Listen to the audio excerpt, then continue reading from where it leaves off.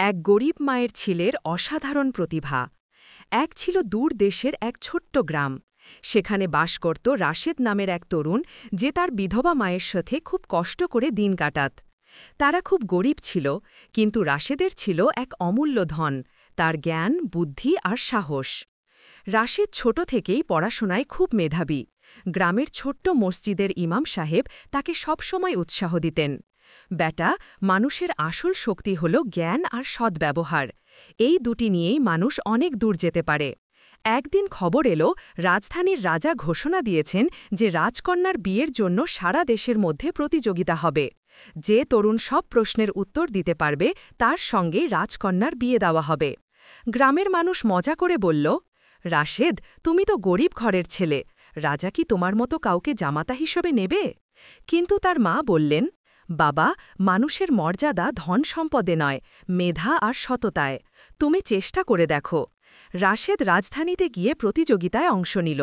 বিশাল দরবারে রাজা নিজে প্রশ্ন করা শুরু করলেন, দুনিয়ার সবচেয়ে মূল্যবান জিনিস কি? রাশেদ মাথা নত করে উত্তর দিল, মহারাজ, সবচেয়ে মূল্যবান জিনিস হল সময়। একবার হারালে আর কখনো ফিরে পাওয়া যায় না। মানুষের সবচেয়ে বড় শক্তি কি? রাশেদ বলল, মানুষের সবচেয়ে বড় শক্তি তার জ্ঞান। জ্ঞান দিয়ে দুনিয়া জয় করা যায়, আর অজ্ঞতা দিয়ে মানুষ নিজেই ধ্বংস হয়। এই পৃথিবীতে সবচেয়ে সুন্দর জিনিস কোনটি? রাশেদ দৃঢ় কণ্ঠে বলল, সত্য, কারণ সত্য ছাড়া কোনো সৌন্দর্য টেকে না। রাজা ও সভাসদরা অবাক হয়ে গেলেন। এত জ্ঞানী উত্তর আগে তারা কখনো শোনেননি। রাজকন্যা পর্দার আড়াল থেকে শুনছিলেন সব কথা। তিনি হাসি মুখে বললেন, এমন জ্ঞানী, সৎ ও সাহসী তরুণকেই আমি জীবনসঙ্গী চাই। অবশেষে রাশেদ রাজকন্যাকে বিয়ে করল, কিন্তু সে কখনো তার মাকে ভুলল না। প্রাসাদের অর্ধেক অংশ সে তার মায়ের জন্য রাখল এবং মায়ের হাত ধরে বলল, আজ আমি যা হয়েছি সবই আপনার দোয়া ও ত্যাগের কারণে।